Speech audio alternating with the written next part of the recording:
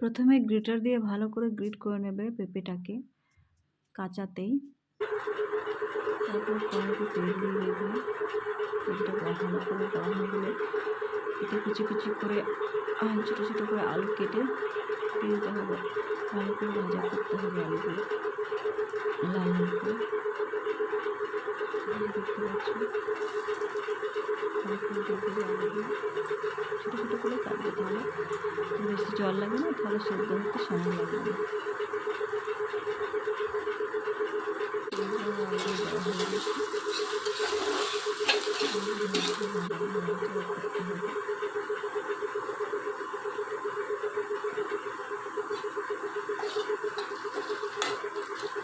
ভাজা হয়ে গেছে।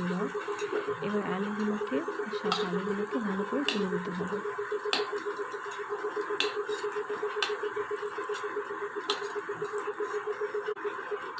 তারপর এতে দিয়ে দিতে হবে বড়ি দিয়ে বানাচ্ছি।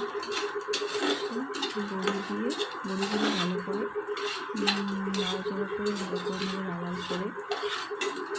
বড়িগুলো ভাজা হয়ে গেছে, এগুলোকে তুলে দিয়ে দেবে। তারপর কয়েকটু তেল দিয়ে দেবে, তেল না থাকলে। আর ফোড়নের জন্য 5 ফোড়ন, শুকনো লঙ্কা, তেজপাতা, গোটা গরম মশলা, লং, এলাচ আর দারচিনি দিয়ে দেবে। ভালো করে নাড়াচাড়া করবে। তারপর এতে দিয়ে দেবে গ্রেট করে রাখা পেঁপে। এটা যারা পেঁপে সাধারণত অনেকে পছন্দ করে না খেতে, এরকম করে যদি খাও খুব সুন্দর লাগে খেতে, বুঝতেই পারবে না। এর মধ্যে দিয়ে দেবে তোমরা নিজের স্বাদ অনুসারে দিতে পারো। ঢেকে দিলাম।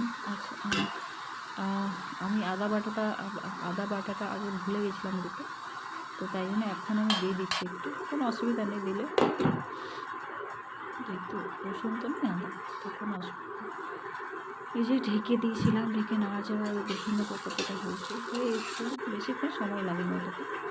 তো এখন হলুদ দিয়ে দিচ্ছি, তারপর দিয়ে দেবো একটু গরম মশলা গুঁড়ো, আর দিয়ে দেবো একটু মিট মশলা। আমি খুব একটা মশলা খাই না, তাই জন্য খুব কম মশলাতেই বানাই, এতে কিন্তু খুব মজার হয়। ঠিক আছে, আর একটু জল দিয়ে এটাতে একটু জল দিতে হবে। একটু জল দিলে হবে না। তো জল দিয়ে একটু জল দিয়ে আমি নাড়াচাড়া করতে হবে, ভালো করে ভাজা করতে হবে। কিন্তু তারপর আলুগুলোকে এখন দিয়ে দেবো, ভালো করে নাড়াচাড়া করতে হবে এগুলোকে।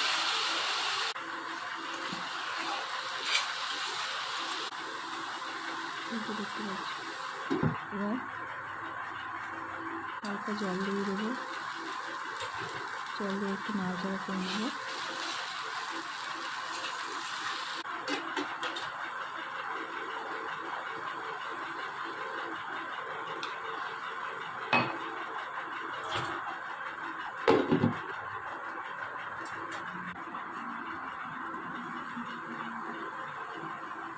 খুবই সহজ বানানো এটা।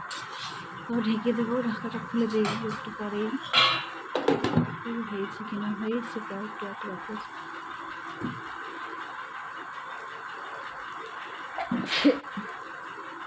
আর একটু জল দিয়ে দেবো, আলুগুলো একটু কাঁচা আছে, একটু ঢাকা দিয়ে ঘুমের পর নাড়াচাড়া করে দেখবো এটা পুরোটা হয়ে গেছে। দেখতে পাচ্ছি। তারপর নাড়াচাড়া করে নেবো, আর এর মধ্যে দিয়ে দিতে হবে ভেজে রাখা।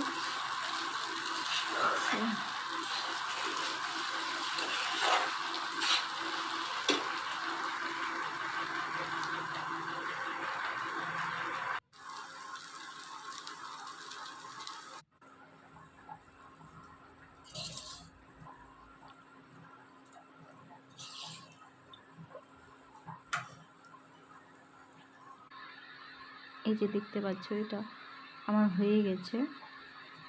তো এর মধ্যে যে বড়িগুলো ভেজে রেখেছিলাম